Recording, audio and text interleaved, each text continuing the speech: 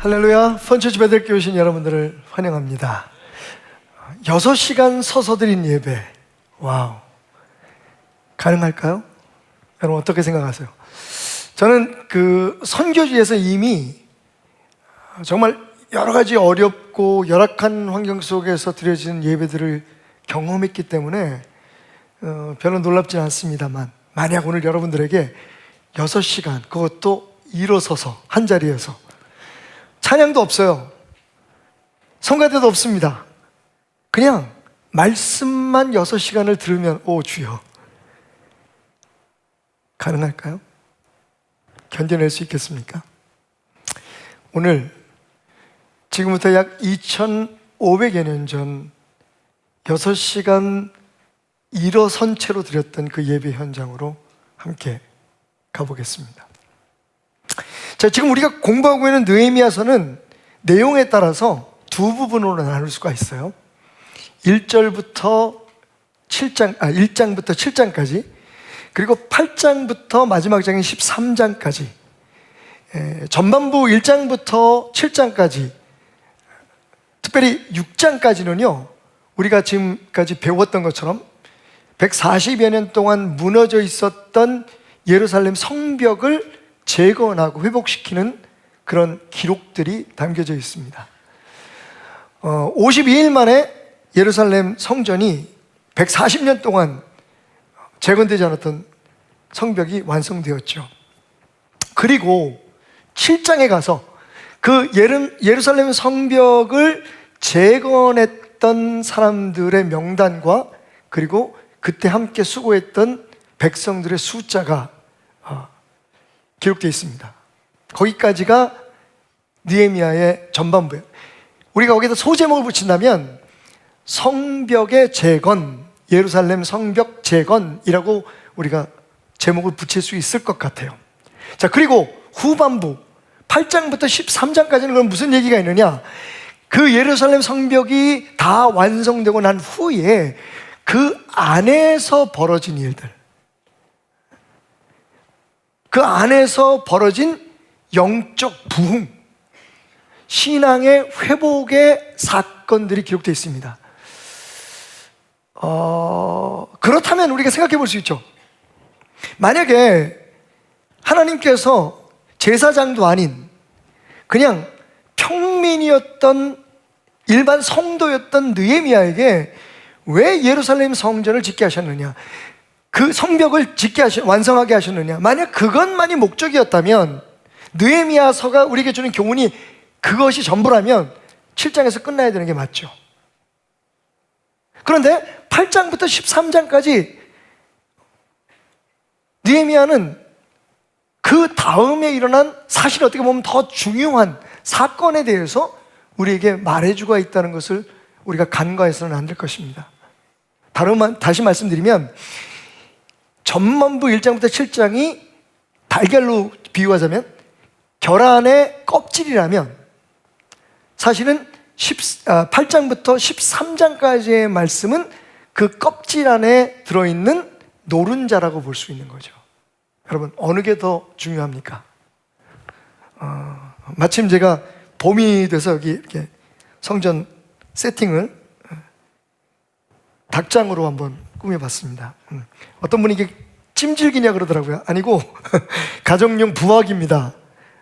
지금부터 21일 후에, 혹시 이게 지금 마트에서 산 유정란이라서 부화가 될지 안 될지는 모르겠는데, 제가 한번 열심히 키워서 병아리가 나오면 여러분들에게 소개해드리고 침례식을 거행하도록 하겠습니다. 제가 이렇게 준비하면서 닭장을 한번 꾸며봤어요. 그래서 둥지에 3개의 알을 이렇게 암탉이 품도록 했는데, 암탉이 없어서 제가 부화기를 준비했습니다만, 근데 아이고, 알이 하나 깨졌네요. 저런. 다행히 살짝 이렇게 깨져가지고 속에 그 흰자 노른자가 나오지 않습니다. 요거를 그러면 마침 여기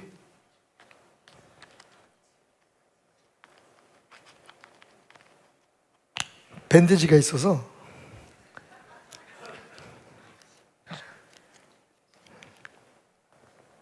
깨진 부분을 약간 재건해 보겠습니다. 귀 있는 자는 들을지어다. 예. 여러분, 자, 깨진 달걀 껍질을 제가 이렇게 다시 재건을 했습니다. 재생을 했죠. 유튜브에 보니까 달걀 껍질 없이 부화시키는 사진이 있더라고요. 그 영상이 있는데 되게 재밌습니다. 이렇게 투명 컵에다가 노란자, 흰자, 노른자를 넣고 위를 웹으로 싸서 거기에 가끔 주사기로 영양분을 넣으면서 껍질 없이, 그러니까 컵이 껍질과 같은 역할을 해서 그 안에서 병아리가 자라나는 모습을, 임브리오가 이렇게 자라나는 모습을 막 핏줄도 생기고 이런 것들을 진짜 관찰하는 그런 게 있는데 되게 저는 흥미롭게 봤습니다. 제가 생각할 때는 이렇게 밴드지를 붙여서 재건을 하면 이 안에 있는 노른자는 잘 회생이 되겠죠? 그런 마음을 한번 부화기에 넣어보도록 하겠습니다.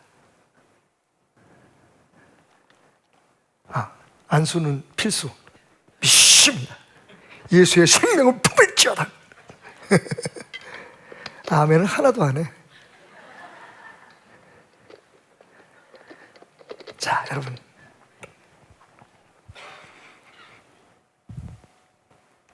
껍질이 중요합니까? 아니면 그 안에 있는 노른자가 중요합니까?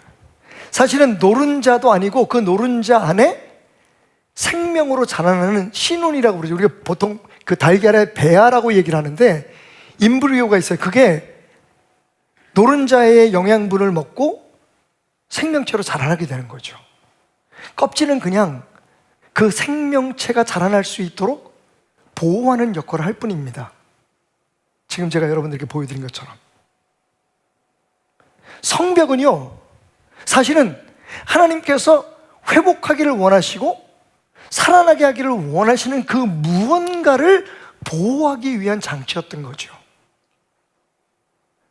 성벽을 완성하고 무너진 예루살렘 성을 다시 영광을 되찾게 하는 게 하나님의 목적이 아니었다는 겁니다. 그 성벽을 완성함으로써 그 안에서 무엇인가 다시 살아나고 무엇인가 다시 회복되기를 원하시는 것이 있었으니 바로 그것이 8장부터 13장까지의 기록입니다. 그러니까 느헤미야서의 핵심은, 노른자는 바로 8장부터 13장까지인 것이죠. 그 중에서도 오늘 8장, 이 8장은 그 노른자의 신혼입니다. 배한 거죠. 하나님께서 정말 원하시는, 회복되기를 원하는 생명의 근원, 느헤미야의 노른자의 신혼인 8장은 우리에게 어떤 교훈을 주고 있을까요? 첫 번째로, 하나님은 우리 안에 참된 예배가 회복되기를 원하신다는 겁니다. 따라해 볼까요? 하나님은 우리 안에 참된 예배가 회복되기를 원하신다. 여러분, 느헤미야의 진짜 교훈은 그건 거예요. 말씀을 볼까요? 에스라가 모든 백성 위에 서서 그들 목전에 책을 펴니 책을 펼 때에 모든 백성이 일어서니라. 에스라가 위대하신 하나님 여호와를 송축하며 모든 백성이 손을 들고 아멘 아멘 하고 응답하고 몸을 굽혀 얼굴을 땅에 대고 여호와께 경배하니라. 아멘. 여러분, 하나님께서 예루살렘 성벽을 완성하고 적들의 모든 공격에서 지키려고 했던 목적이 뭘까요? 그 안에서 무너졌던 하나님에 대한 경외심과 하나님을 향한 신앙과 하나님을 예배하는 역사를 회복시키기 위하였던 겁니다. 지금 우리가 그 장면을 목도하고 있는 거예요. 오늘 1절 말씀을 보면 예루살렘 성벽이 재건되고 난 후에 7개월이 지납니다. 이스라엘 자손이 자기들의 성읍에 거주하였더니 7째 달에, 7번째 되는 달에, 그러니까 6개월이 지나고 7번째 되는 달에 갑자기 백성들이 한 마음으로 모두 일제히라고 성경은 얘기하고 있어요. 여기서 일제히라고 하는 히브리어 단어가 참 재밌습니다. As one man, 마치 한 사람처럼 숨은 광장에 모였다. 여기서 숨은 그 물숫자의 문문자에서 워터게이트, 영어로 하면 워터게이트입니다. 예루살렘에는 여러 문들이 있는데 성이 쫙 있으면 그 성에 여기저기 문들이 있잖아요. 그 문들마다 다 이름이 있습니다.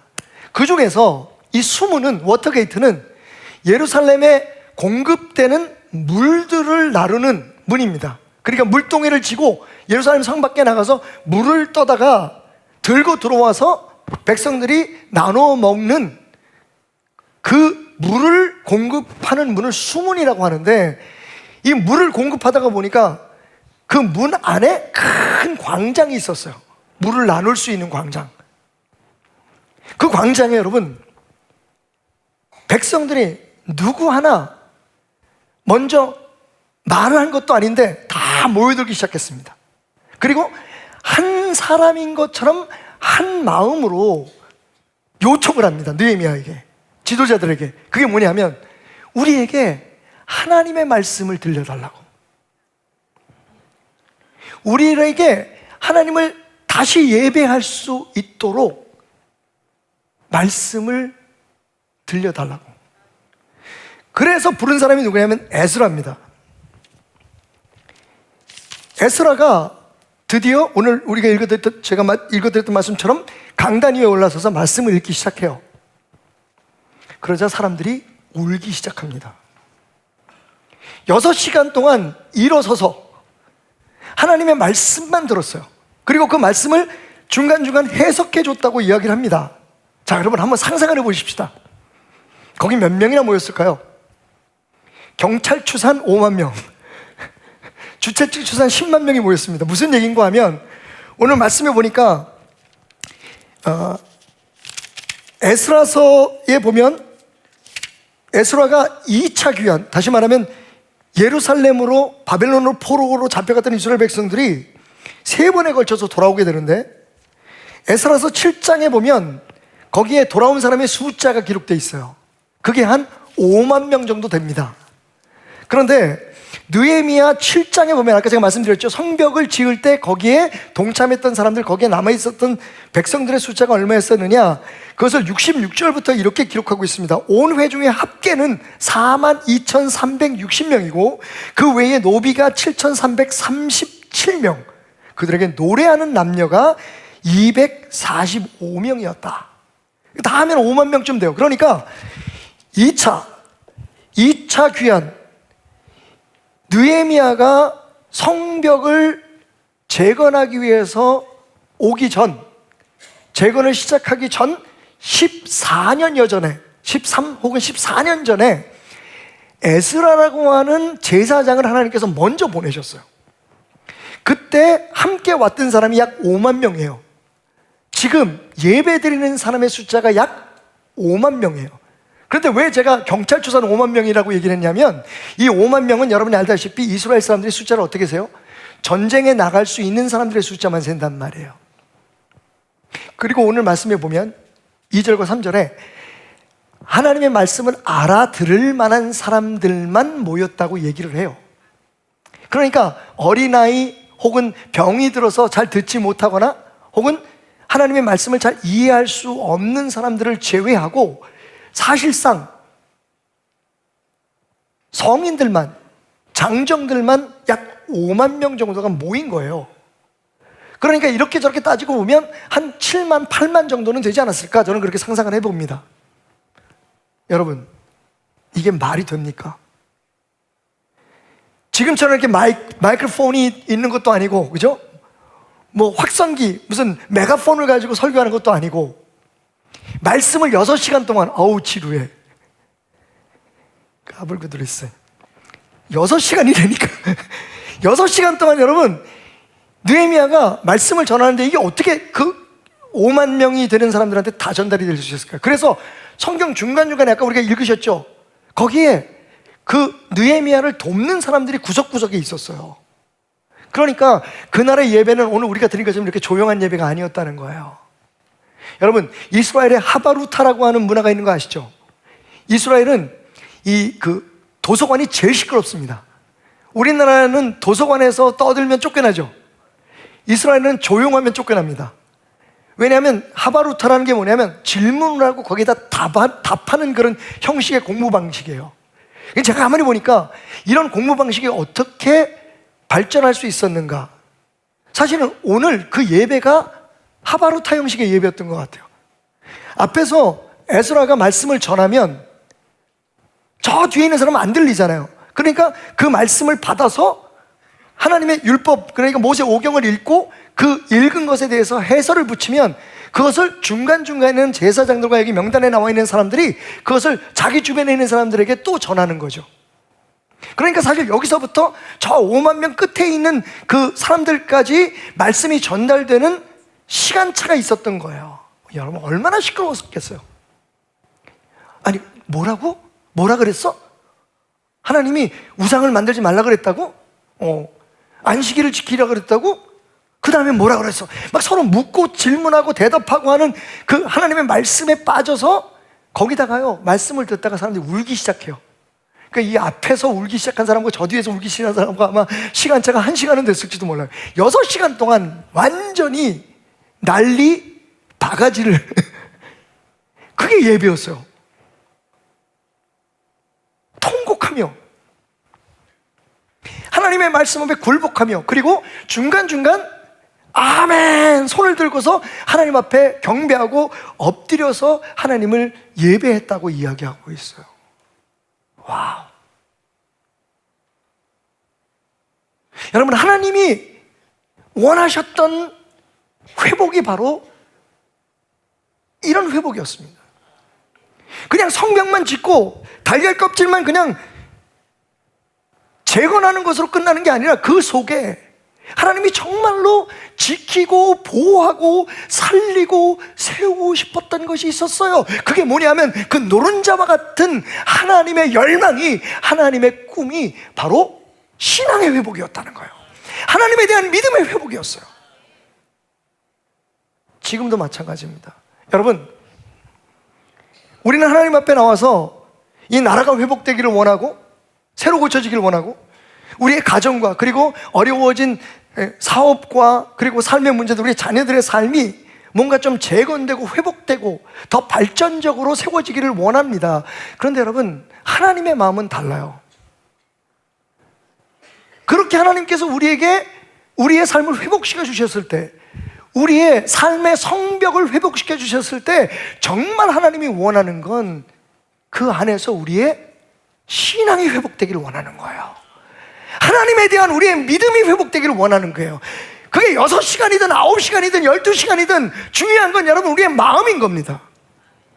형식이 아니라, 외적인 부흥이 아니라, 형식의 회복이 아니라 그 안에 진짜 노른자 같은, 씨름과 같은 우리를 살리고 우리를 회복시키고 우리의 삶의 진정한 의미를 축복으로 쏟아놓는 우리의 신앙이 회복되기를 원하셨던 거죠.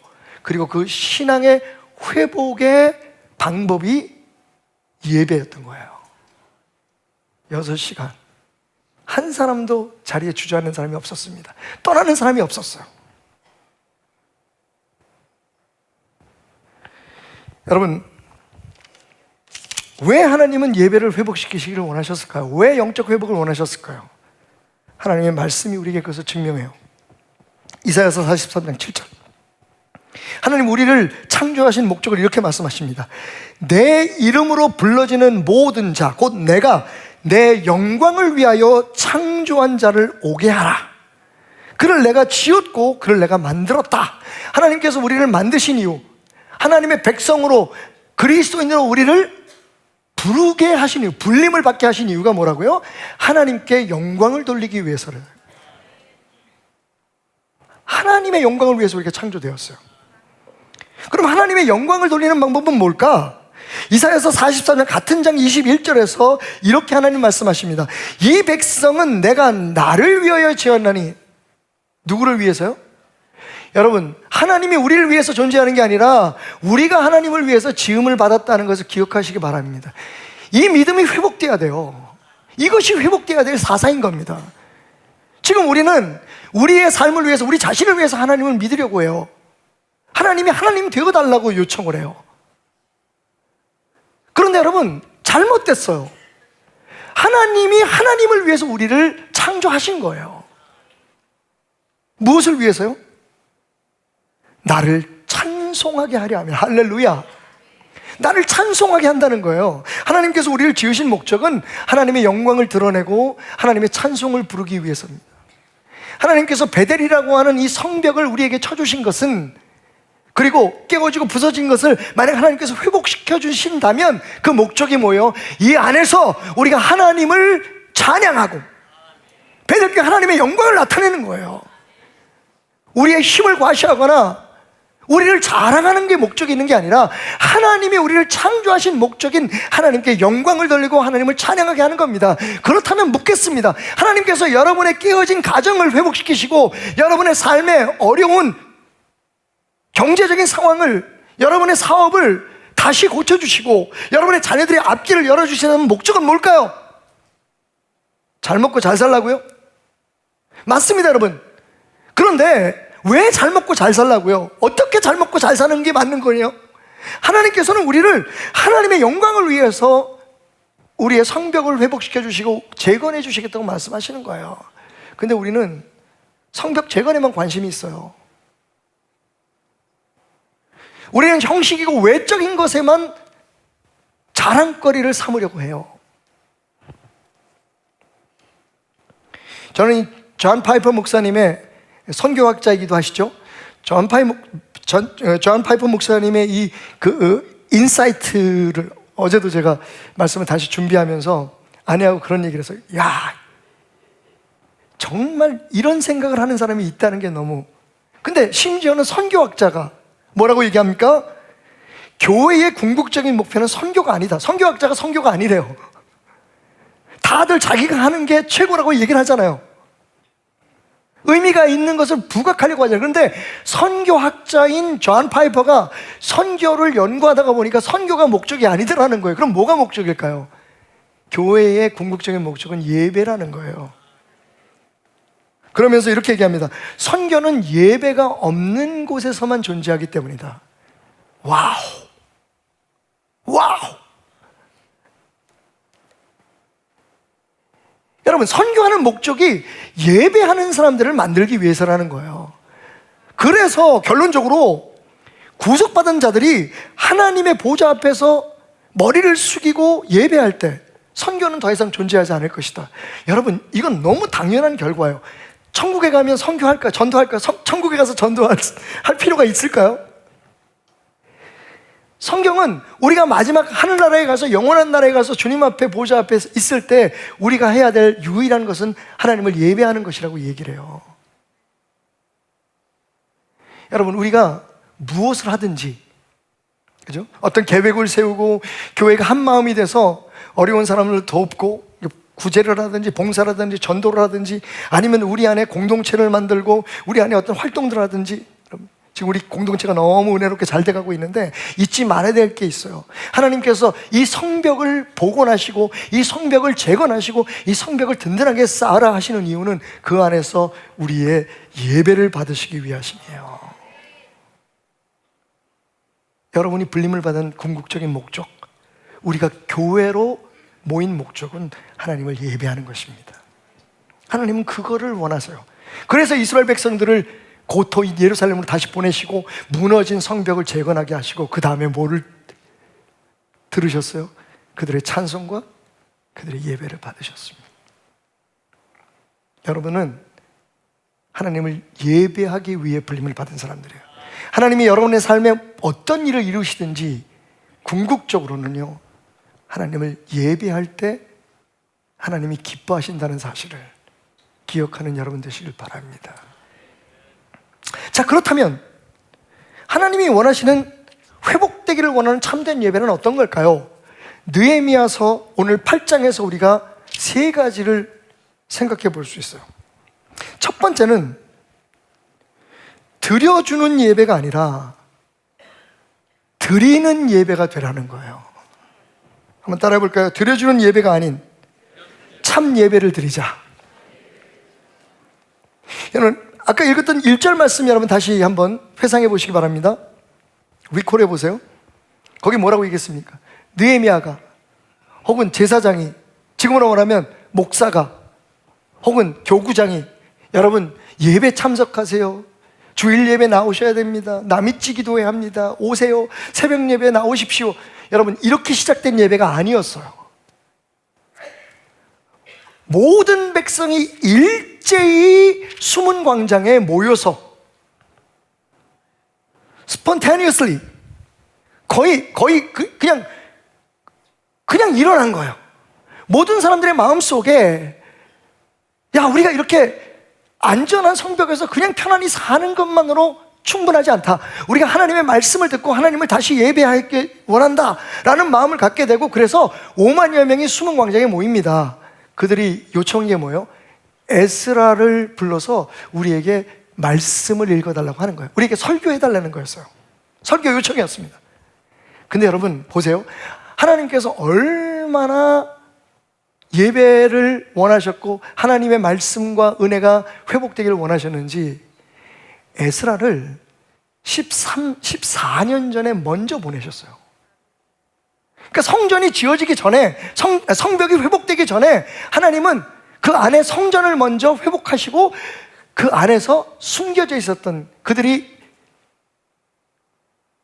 포로 생활하면서 잃어버렸던 하나님의 말씀을 에스라로 하여금 다시 회복하게 하셨어요. 14년에 걸쳐서. 그러니까 여러분, 하나님께서 느헤미야를 통해서 성벽을 완성시키는 것만 계획하신 게 아니라 그 이전에 정말 그 안에서 회복되기를 원하는 하나님의 말씀을 회복시키는 일을 위해서 에스라를 먼저 보냈다고요. 제가 말씀을 읽으면서 제 자신이 조금 약간 좀 미안한 마음도 있지만 깨달은 게 하나 있어요.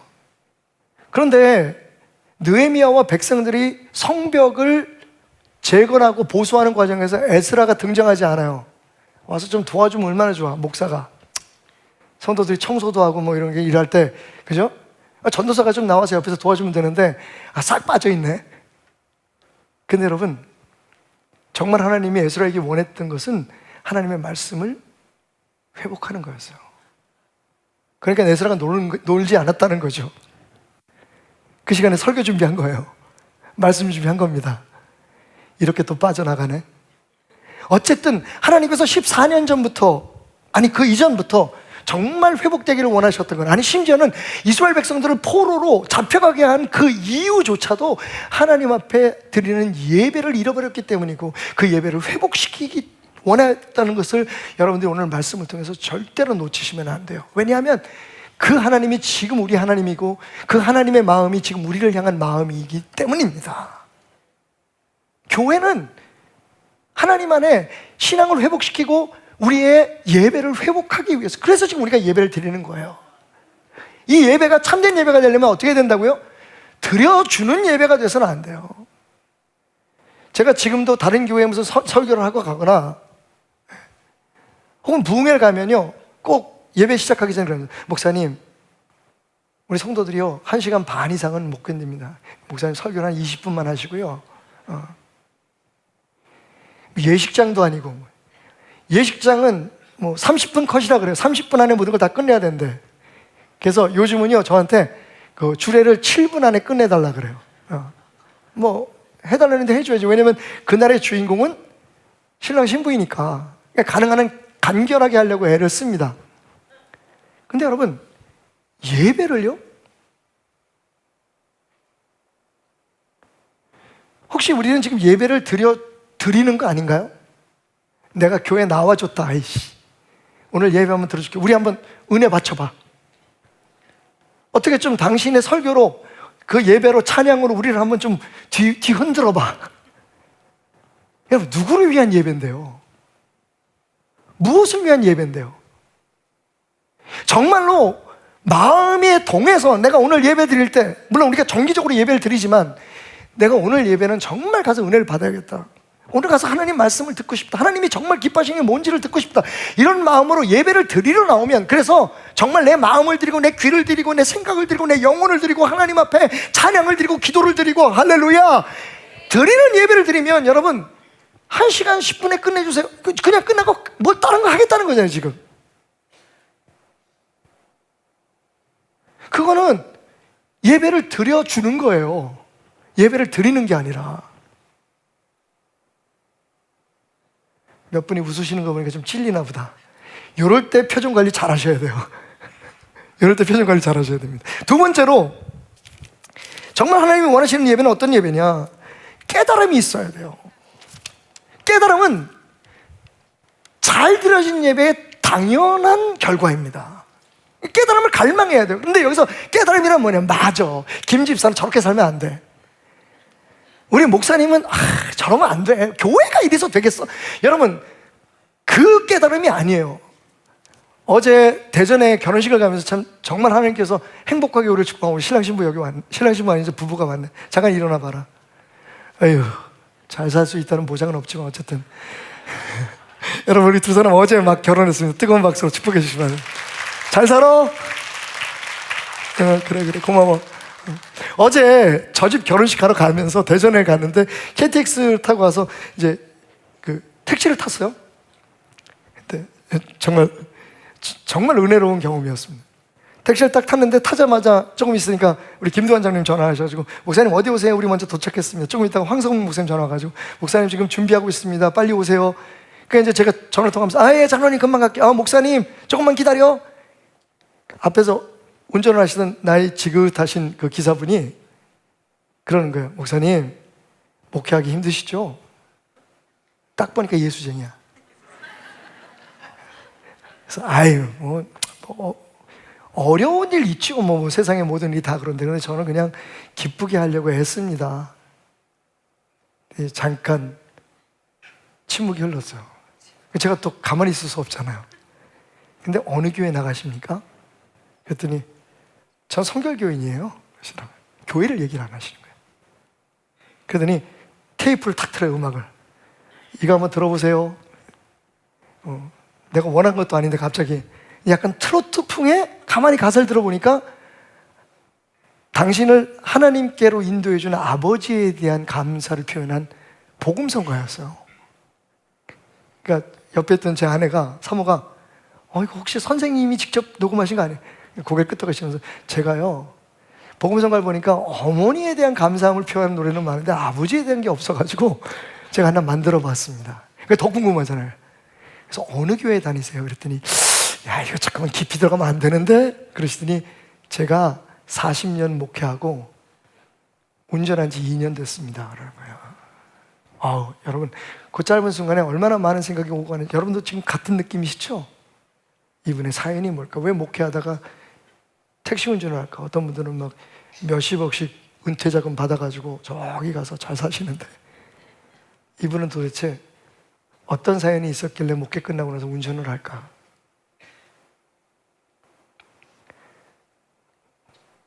그때 차가,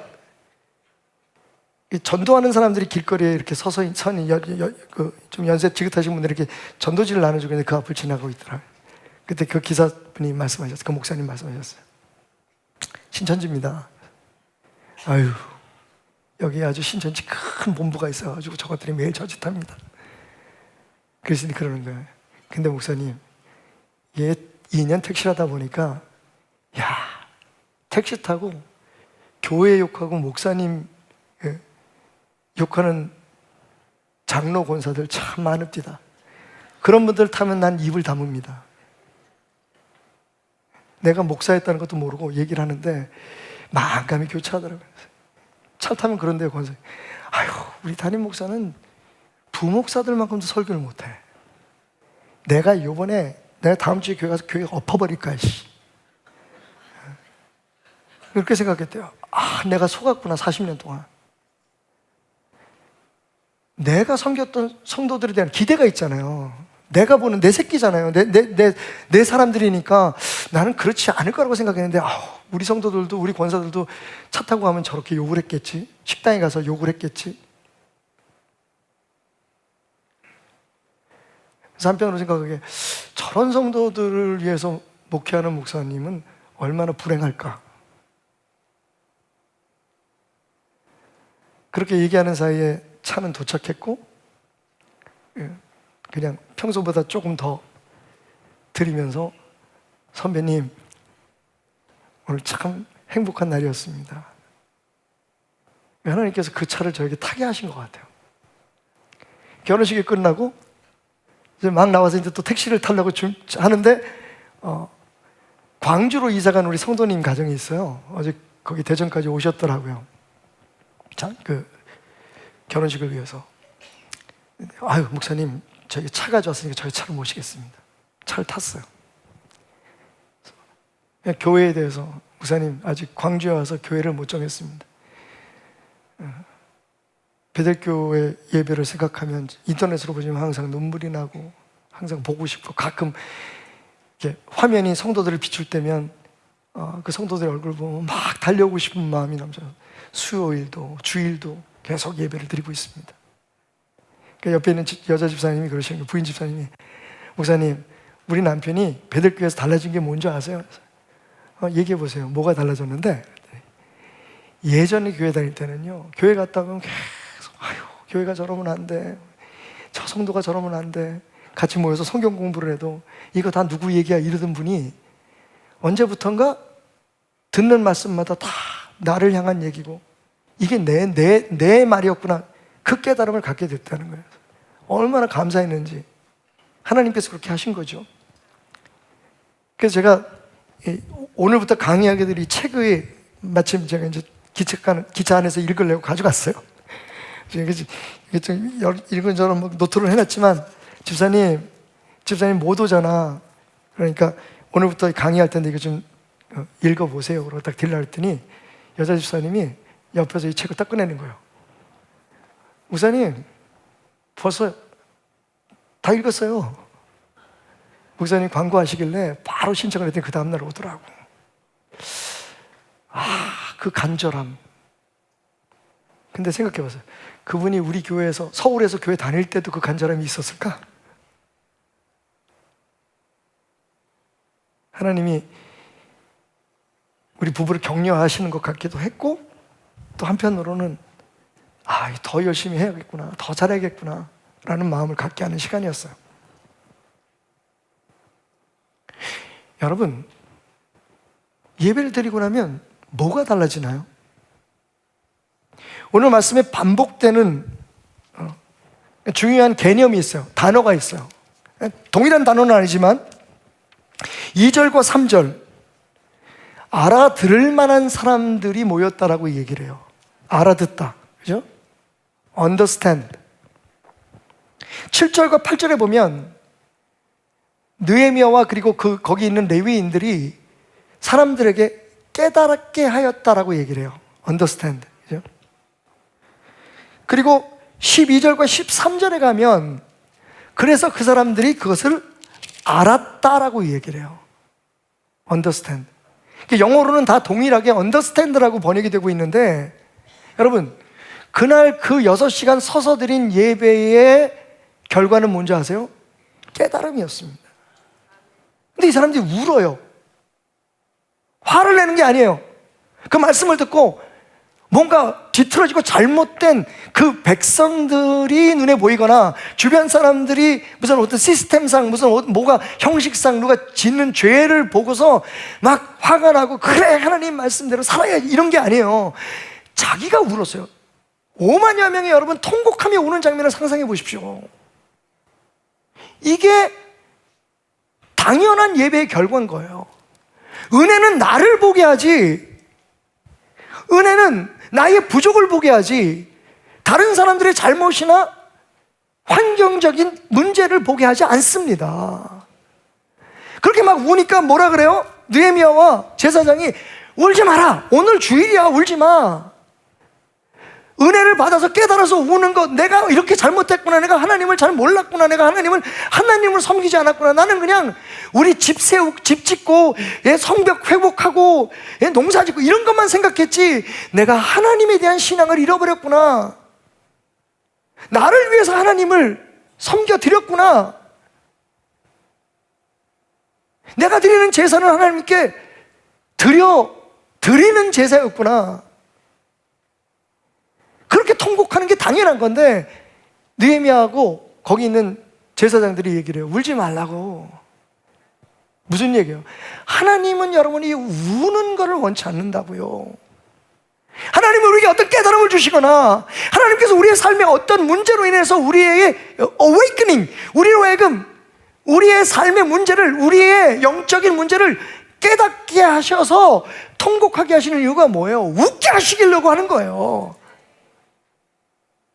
하나님 안에서 하나님의 자녀로, 하나님의 이름으로 불려지는 사람으로서 하나님을 찬양하고 감사하고 영광 돌리면서 행복하게 살기를 원하시는 거예요. 그래서 제사장과 느헤미야가 얘기를 해요. 집으로 돌아가서 맛있는 거 많이 먹어. 그리고 오늘 여기 참석하지 못한 사람들이 있잖아, 몸이 아프거나 어린아이들, 그 사람들한테는 얘들 먹는 거 좀 나눠주면서 같이 먹어. 그러니까 집집마다 돌아다니면서 오늘 받은 은혜를 나누라는 거예요. 그러자 사람들이 정말로 12절에 보니까 다 집으로 돌아가서 맛있는 것 먹고 그러면서 나누어 주면서 기뻐했다고 얘기를 해요. 그리고 이유가 뭐예요? 그 가르침을 알아들었기 때문이다 라고 얘기를 해요. 교회 나오는 목적이 뭐게요, 여러분? 우리가 예배하는 목적이 뭐게요, 도대체? 정말 우리를 깜짝깜짝 놀라게 하는 하나님의 말씀이 성경 가운데는 있죠. 특별히 예배 인도자로서 저를 항상 긴장케 하는 말씀이 이사야서 1장 11절부터 있습니다. 여호와께서 말씀하시되 너희의 무수한 재물이 내게 무엇이 유익하뇨? 다른 말로 얘기하면 너희들이 드리는 예배가 나한테 무슨 상관이 있는데, 나는 수량의 번제와 살찐 짐승의 기름에 배불렀고 나는 수송아지나 어린 양이나 수염소의 피를 기뻐하지 아니하노라. 너희들이 드리는 예배에, 너희들이 드리는 주일 예배, 수요 예배, 남이치 기도회, 금요 블레싱, 마이 무구따 아이가, 내가 원하는 건 그게 아니야. 그러면서 뭐라고 말씀하십니까? 너희가 내 앞에 보이러 오니, 이 예배 드려지는 거잖아요. 드려주는 거예요. 체면도 생각하고 또 내가 그렇게 하나님 앞에 나를 보이고 예배를 드려줘야지 하나님이 나한테 복을 주시고 내 성벽을 든든하게 하실 거니까. 너희가 내 앞에 보이려고 나오는 것에, 그리고 내 마당만 밟는 뿐이니 그게 어디 마땅하냐라고 얘기를 하십니다. 횟수가 중요하다는 게 아니죠. 양이 중요한 게 아니라는 겁니다. 하나님이 원하시는 건 오늘 우리가 여기 와서 앉아있는 게 아니라 여기 앉아서 우리의 마음을 드리는 거예요. 재물의 양이 문제가 아니라 하나님 우리 재물 받으시는 게 아닙니다. 마음을 받으시는 거예요. 하나님이 원하시는 건 우리지, 우리가 우리의 힘으로 만들었다고 벌었다고 생각하는 그 무엇을 하나님 앞에 드리는 것이 아닙니다. 왜? 모든 것이 하나님의 눈을 볼 때는 그건 우리 게 아니기 때문에 그래요. 근데 제일 하나님의 것이 아니라고 느껴지시는 게 뭐냐면 우리의 마음인 거죠.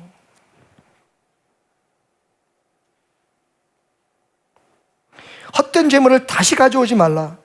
이 말은 제가 잘못했어요. 이건 잊으세요. 헌금 안 할라 또. 아이씨. 분양은 내가 가중하기 여기는 바요. 월삭과 안식일과 대회를 부흥회고 뭐고 다 집어치워라 이거예요. 하나님이. 왜 우리는 이 말씀을 가르치지 않을까요?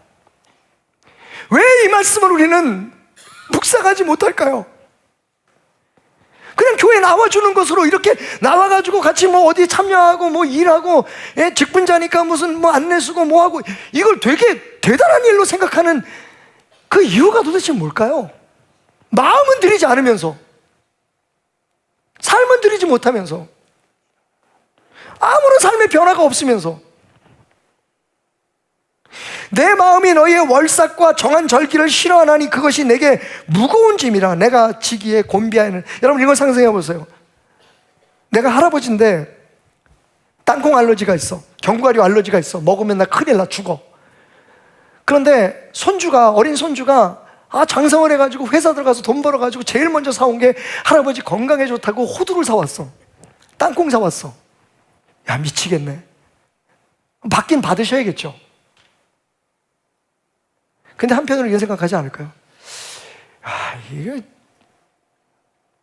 우리 자식 새끼들이 손주한테 할아버지에 대해서 좀 뭐 얘기를 한 거 있어? 뭐야 이거? 여러분, 우린 지금 하나님 앞에 재물을 우겨 먹여드리고 있는 건 아닐까요? 이거 드시고 우리 복 주세요. 하나님, 어때요? 우리 지금 이렇게 할 거예요. 이렇게 잘 만들어 갈게요. 이래야 되지 않겠습니까? 세상이 이런데 교회도 이래야 되죠. 하나님, 드십시오. 야, 미안하다. 나 니네들이 하는 거 알러지 있어. 미안하지만 역겹단다. 너희들의 예배가, 너희들의 찬양이 내가 들을 만한 게 아니야. 왜? 거긴 마음이 없으니까.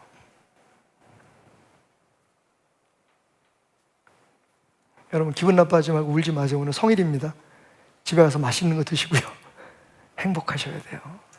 하나님이 왜 우리에게 그렇게 심하게 말씀하십니까? 왜 이스라엘 백성, 하나님의 백성을, 예배를 받으시고 찬양받기 위해서 창조하신 백성들을 왜 바빌론의 포로로 파십니까? 이유는 하나요. 진정으로 하나님을 예배하는 마음을 회복시키시기 위해서요.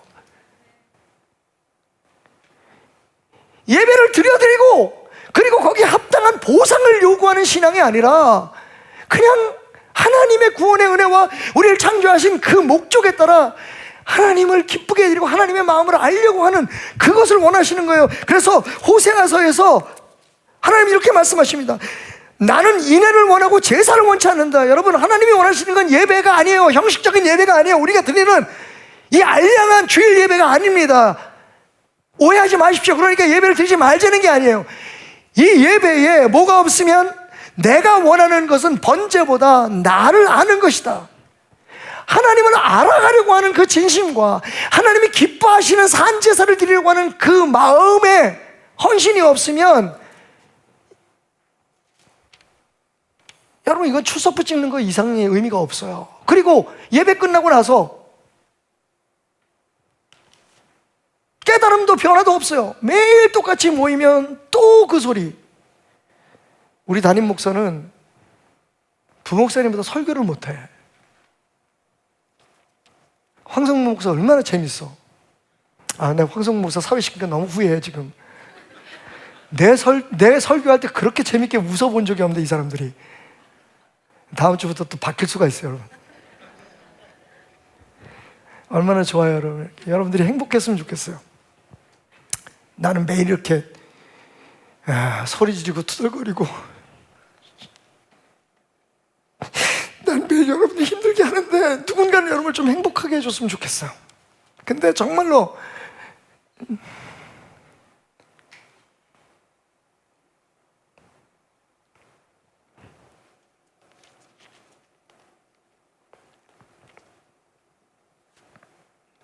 여러분, 하나님이 정말 원하시는 건 형식이 아니에요. 잘 준비되고 잘 갖춰진. 여러분, 저는 예배 관리자가 아니에요. 예배 인도자지. 제가 교회 관리자가 아니에요, 여러분. 그렇다면 저는 능력이 없어요. 여러분들보다 경영 못해요. 저 경영머리 없어요. 행정 빵점이에요. 나 같은 사람은 만약 그게 하나님이 원하시는 교회라면 있으면 안 되는 사람이에요. 나보다 더 조직적이고 나보다 더 철저하게 준비하는 우리 목사님들 계세요. 그분들이 담임 목사 해야 돼요. 그럼 제가 여기서 하는 게 뭘까요? 교회 관리요? 재정 관리요? 교회 운영이요? 그보다 더 중요한 건 여러분들이 이 귀한 시간에, 여러분, 지금 누군가는 죽어가고 있어요. 다음 주에 여러분이 드릴 준비가 된, 다음 주에도 또 나와 주시겠죠? 근데 그거를 기억하지 못하는 사람들이 있어요. 그 시간이 여러분들의 마음이 하나님께 돌려지기를 원하는 거예요. 모여서 딴 얘기하지 말고 딴 생각하지 말고 하나님의 마음을 좀 알려고. 도대체 목사님 왜 저런 설교를 할까? 오늘 설교가 도대체 목적이 뭘까? 의미가 뭘까? 모여서 적어도 교회 안에. 여러분, 왜 중요하냐면 마지막 세 번째, 느헤미야가 외쳐요. 여호와로 인하여 기뻐하는 것이 너의 힘이다. 여호와로 인하여 기뻐하는 것이 너의 힘이다. 여호와를 기뻐하는 것이 너의 힘이다. 여러분, 이거 얼마나 멋진 문구입니다. 근데 그 뜻을 아세요? 여호와를 위해서 기뻐해? 그럼 뭐 기쁘게 찬양하고 춤추는 건가? 여러분, 그래서 제가 이 말씀을 오래전부터 제 마음속에 품고 좋아했던 말씀인데 다시 한번 생각해 봤어요. 원어로 He had what 예호와, He 마우제캠. 이 had what 예호와라고 하는 말은 정확히 번역하면 여호와로 인하여 기뻐하는 게 아니라 여호와의 기쁨이에요. 여호와의 기쁨이 He 마우제캠. 이 마우제캠이라는 말은 나의 힘이다라는 뜻도 되고 나의 피난처가 된다는 뜻도 돼요. 그러니까 여호와의 기쁨이 나의 힘이라는 거예요. 내 기쁨이 아닙니다. 하나님의 기쁨을 알고 하나님이 뭘 기뻐하시는지를 알고 그 하나님의 기쁨에 맞춰서 사는 삶을 살면 그게 세상을 이기는 힘이 되고 고난을 이기는 힘이 되고, 그리고 뭐예요? 하나님이 우리를 보호해 주시는 이유가 되고 우리의 피난처가 될 수 있다는 거예요. 여러분, 이 단순한 진리에서 벗어나서 우리가 더 많이 기도하고 우리가 더 하나님 앞에 바르게 기도하고 모든 걸 다 형식적으로, 모든 걸 다 도식적으로 만들어가지고 축복받는 3가지 비결, 하나님 앞에 기도 응답받는 4가지 비결. 여러분, 하나님이 기뻐하시는 거, 하나님의 기쁨이 뭘까? 하나님의 기쁨이 뭐예요? 여러분이 온전히 하나님 앞에 여러분의 삶을 올려드리는 거예요.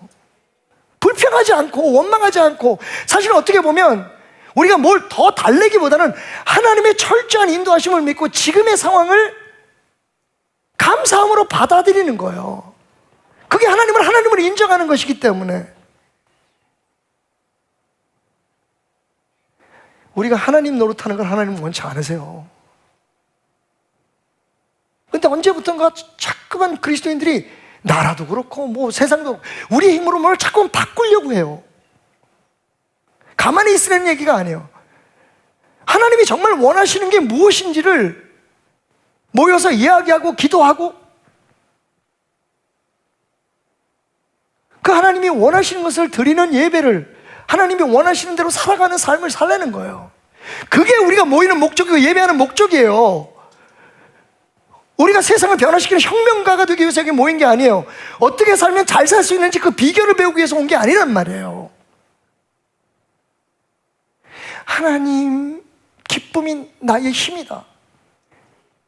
하나님이 기뻐하는 삶을 살면요, 하나님이 우리를 책임져 주시겠다는 얘기예요. 그게 나의 피난처다.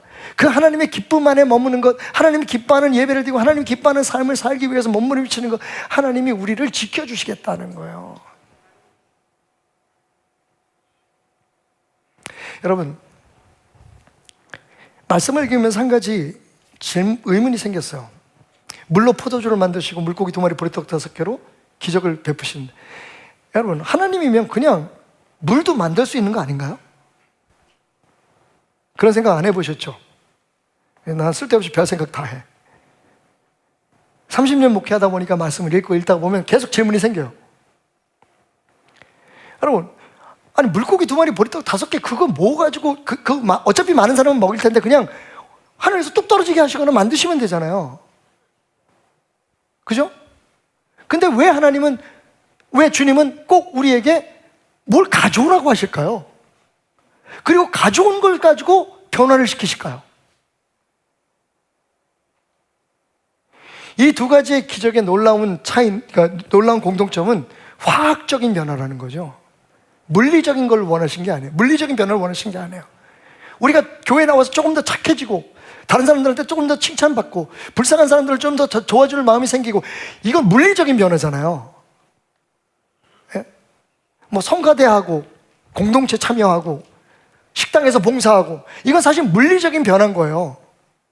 근데 하나님이 정말 원하시는 건 누구든지 그리스도 안에 있으면 너희가 새로운 피조물, 우리의 생각하고 화학적인 변화와 물리적인 변화의 차이가 뭐죠? 물리적인 변화는 어떤 외적인 환경에 의해서 무슨 모습이 변하거나 뭐가 더해지는 거예요. 그죠? 형태가 변하는 거예요. 물리적으로. 많은 그리스도인들이 지금 물리적인 변화가 교회 나오게 됐어요. 예수 믿고 난 다음에 성경을 읽게 됐어요. 기도하게 됐어요. 이건 사실 물리적인 변화인 거예요. 진짜 하나님이 원하시는 건 뭐냐면 우리 속 사람이 바뀌는 거예요. 태도가 바뀌죠. 그 당연히 물리적인 변화는 다시, 여러분, 물리적인 변화는 다시 회복할 수 있어요. 다시 원형으로 바꿀 수 있어요. 그런데 화학적인 변화는 원형으로 돌릴 수가 없어요. 왜냐하면 거기에 다른 서브스탄스가 활동을 하게 되고 서로 상호작용을 해서 완전히 형태가 바뀌는 거니까.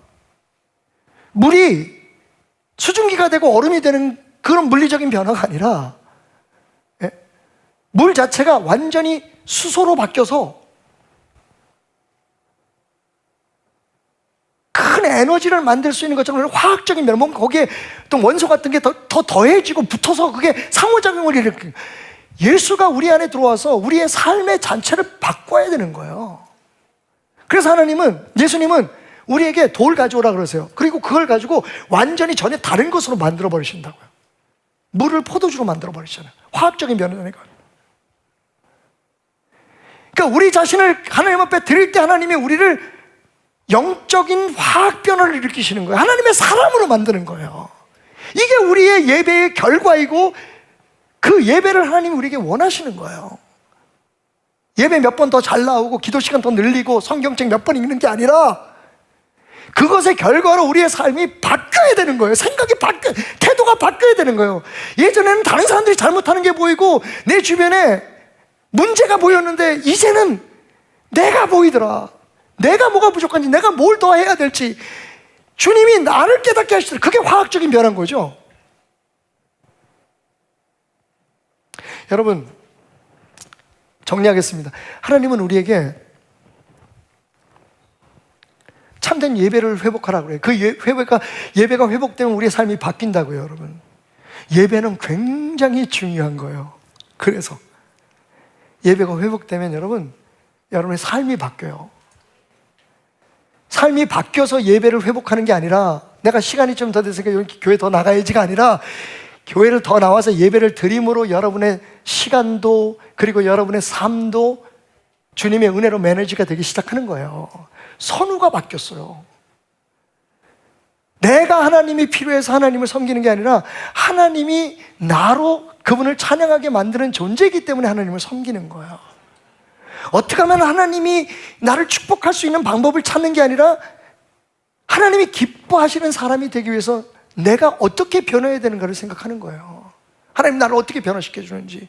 그러니까 새로 고침이라기보다는 새로 고쳐주심을 경험하는 것이 진짜 신앙이라는 거죠. 그것을 위해서 하나님은 우리에게 예배하라고 말씀하세요. 제 평생에 잊혀지지 않는 예배를 여러분에게 소개하면서 설교를 마치렵니다. 글쎄요, 이걸 예배라고 말할 수 있을지 모르겠지만 어느 해인지는 정확히 기억이 안 나는 12월 24일 밤이었어요. 제가 방송을 하던 미국의 GBC라는 복음방송을 마치고 그날 로스앤젤레스에 있는 한인 크리스천들을 모시고 특별한 행사가 있었습니다. 제가 사회를 보고 그리고 이제 방송국 직원이 별로 없으니까 거기는 물품들 이런 장비들 이런 걸 이제 제가 다 돌려놔야 돼서 그래서 하나님의 은혜로 그때 아이들이 있었는데 한국 나오기 바로 직전이었으니까요. 아이들을 이모가 데리고 간다고 해서 보냈어요. 그리고 이제 일이 많으니까 어쩌면 밤을 새도 될지 모른다고 그때나 지금이나 그러고 삽니다. 좀 나아질 줄 알았더니 그게 안 그렇더라고. 팔짱가 봐요. 그래서 이런 스피커 이런 거 다 들고서 이제 사이다 실어가지고 정말 감사한 게 그때 한국에서 막 온 유학생들이 여러 명이 있었어요. 아직 이제 영어가 익숙하지 않고 미국 생활이 익숙하지 않은. 그래서 저를 도와주겠다고 같이 차 몇 개를 나눠 타고 딱 주차장으로 들어갔습니다. 그리고 문을 열고 나오는데 엘리베이터에 올라가려고 딱 스위치를 눌러서 2명이 먼저 올라갔어요. 근데 2명의 흑인 형제가 술 냄새를 팍팍 풍기면서 손에 이렇게 한쪽 손에는 트레이닝 옷을 벗어서 이렇게 감쌌는데 여러분 누가 봐도 총구가 딱 보였어요. 저희들 땅바닥에 엎드리게 하고 우리의 몸을 뒤지기 시작했습니다. 이 동양 사람들이 현금을 어디다 놓고 다니는지 잘 아는 거예요. 양말, 뭐 신발, 뭐 이런 데막 다 뒤지고 있는 거, 뭐 반지, 목걸이 막 다 뜯어가고. 근데 이 친구들이 영어가 안 되니까 제가 엎드려가지고 진짜 그 순간에 죽을 각오했어요. 이것만 딱 잡아당기면 죽는 겁니다. 술 냄새 나는데 이 사람들이 마약을 했는지 뭘 했는지 그 사람들도 당황하고 우리는 막 바닥에 엎혀서 제가 그 찬바닥에 대리석 바닥에 얼굴을 쳐박고 계속해서 한 입으로 막 통역을 하고 있었어요. 우리가 타고 갔던 차 한 대에다가 모든 물건을 다 싣더니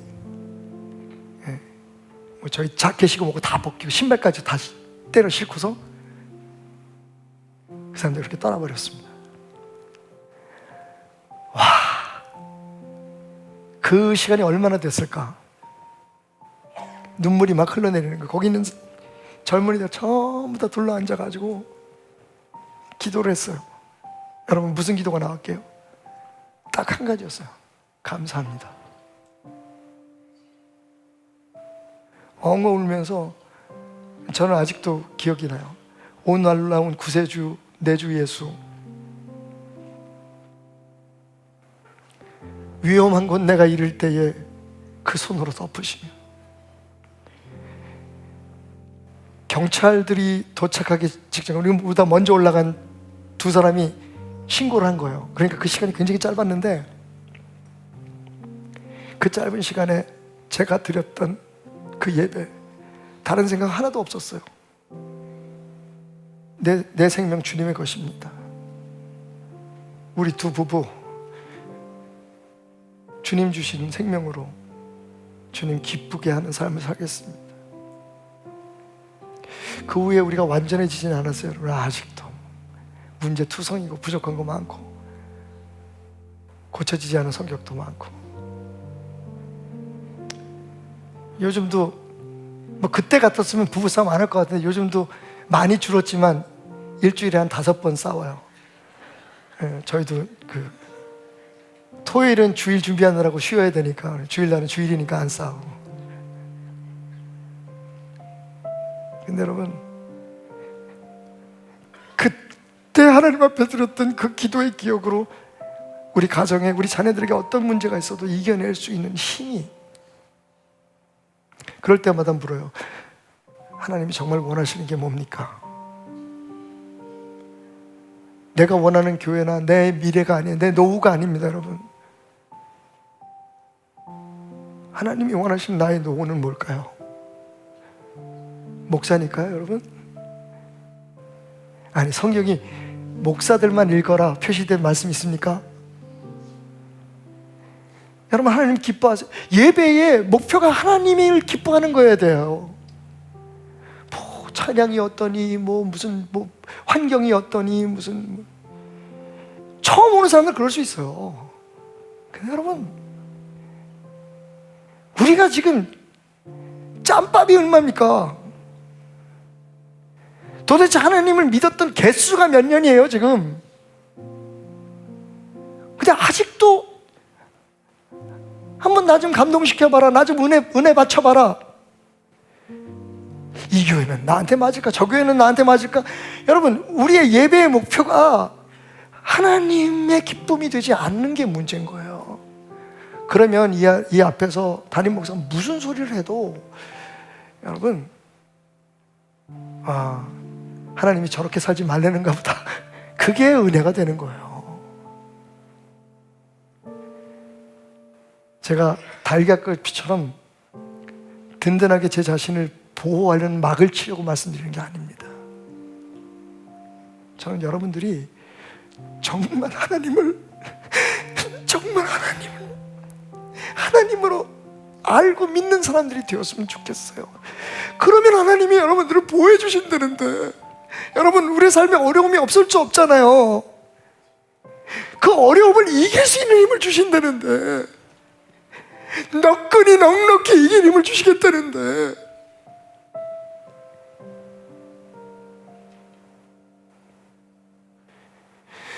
그날 그 수문 광장에서 들어진 amazing, awesome, unbelievable 한 그 5만여 명의 서서 드린 예배는 하나님이 지금 우리에게 원하시는 예배예요. 우리가 6시간 예배 드리겠다는 건 아니에요. 제가 세계 각국에 돌아보면서 6시간 드리는 예배 드려봤어요. 아프리카에서 한두 번이 아니에요. 갈 때마다 그래요. 초창기 중국에 선교 갔을 때 몇십 리를 걸어와서 성전 안에 자리가 없어가지고 창틀에 매달려서 비가 쏟아지니까 억수로 쏟아지는 비를 다 맞으면서 그 예배 끝까지 드리려고 몸부림치는 사람들을 봤어요. 예배 언제 끝나요?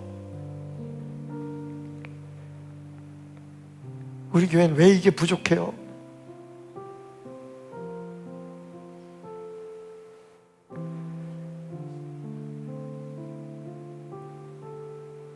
비가 쏟아지는데 양철 지붕에 쏟아지는 빗소리 때문에 마이크 소리가 안 나가지고 설교하다가 마이크 내려놓고 기도합시다. 막 성령의 불같은 역사가 일어나는 걸 경험했어요. 환경이요? 수준이요? 하나님이 우리에게 회복하기를 원하실 건 그 예배에 대한 갈망이에요.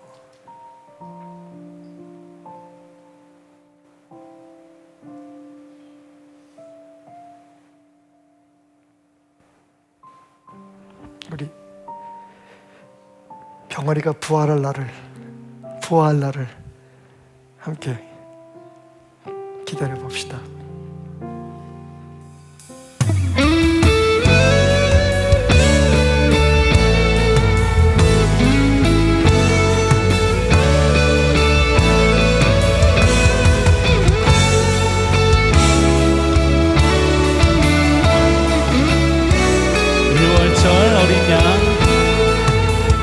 6월절 어린 양의 피로 나의 삶의 문이 열렸네. 저 어둠의 권세는 이미 없네. 주 보혈의 능력으로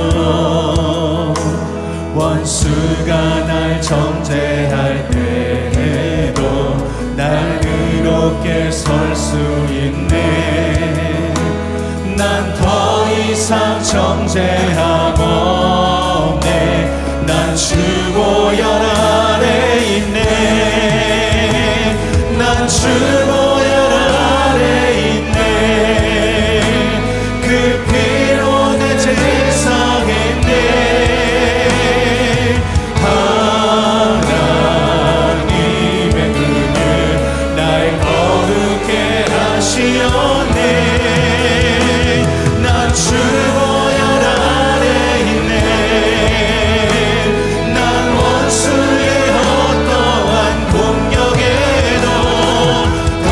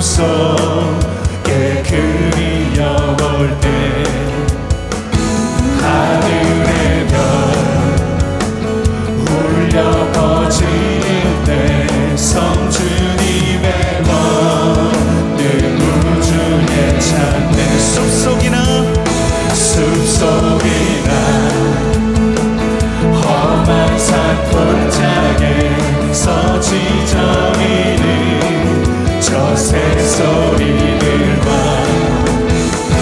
고요하게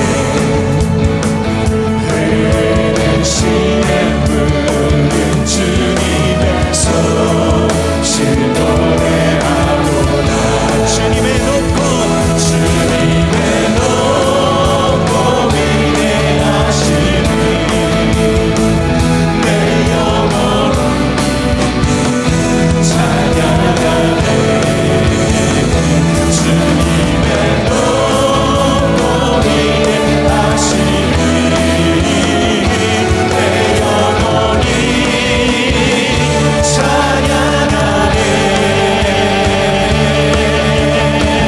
3절 전하니 주 하나님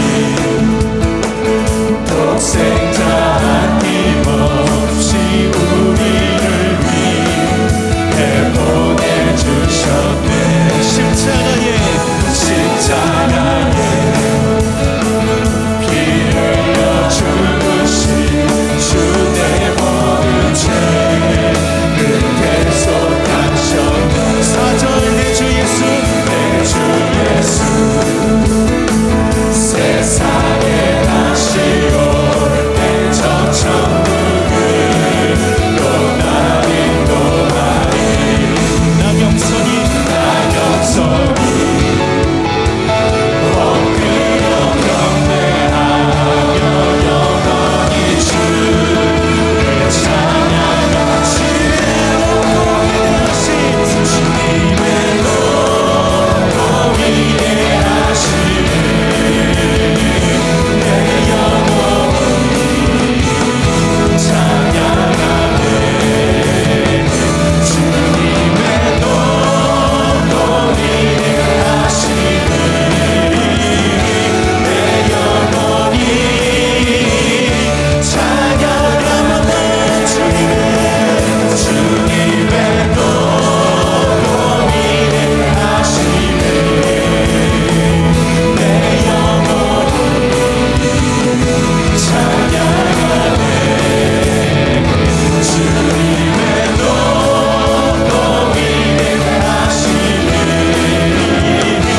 내 영혼이 찬양하지 말아요. 주님의 높고 위대하심을 내 영혼이 찬양하네.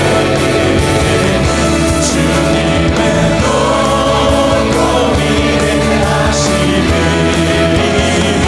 내 영혼이 찬양하네. 내 영혼이 찬양하네. 내 영혼이 찬양하네.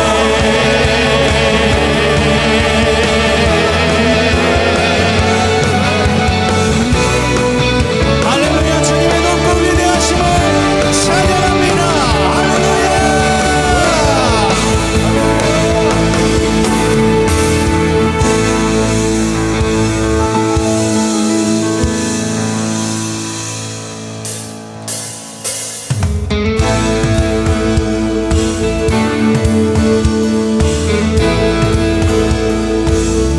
네, 계속해서 찬양하며 선포하며 나갑니다.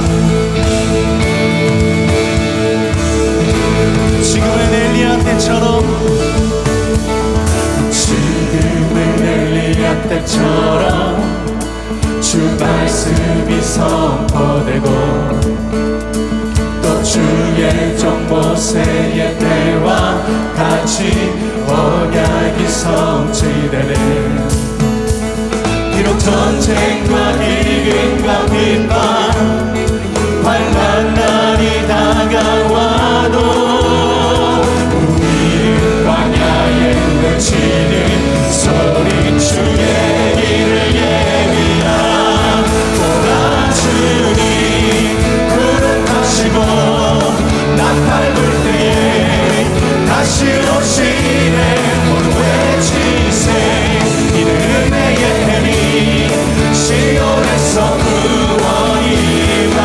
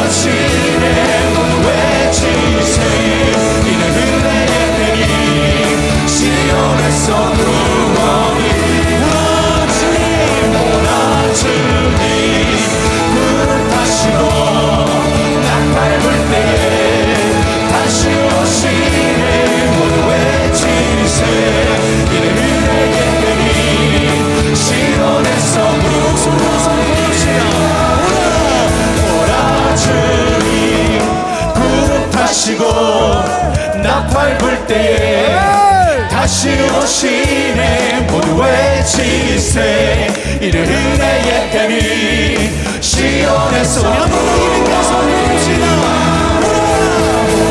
주님 부르시고 난 밟을 때에 다시 오시네 모두 외치세 이는 은혜의 뱀이 시온에서 우리 마지막으로 주님 부르시고 난 밟을 때에 다시 오시네 모두 외치세 이는 은혜의 뱀이 시온에서 구원이 시온에서 구원이 시온에서 구원이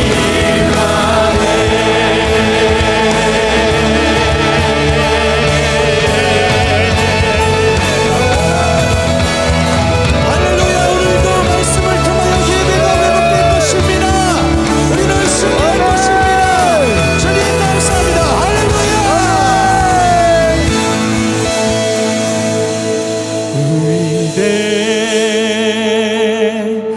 위대하신 주 찬양의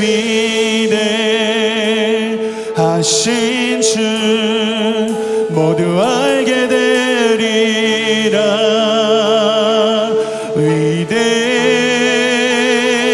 위대하신 주 위대하신 주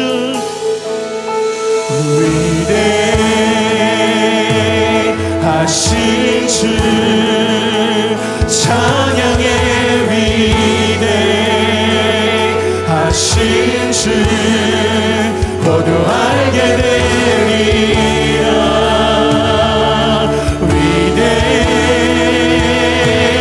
위대하신 주 위대하신 주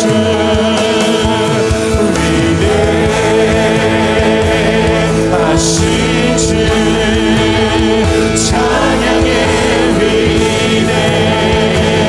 위대하신 주 모두 알게 되리라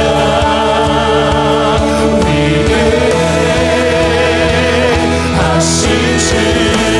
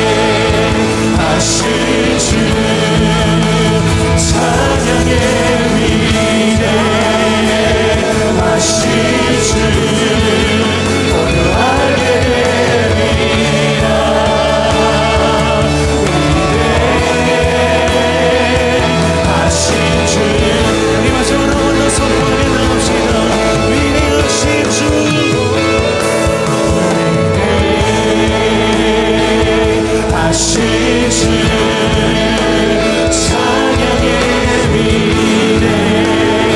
위대하신 주 모두 알게 되리라.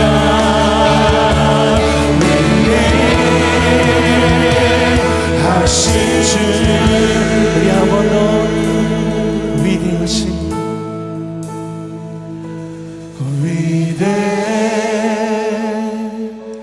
위대하신 주 찬양의 위대하신 주 모두 알게 되리라.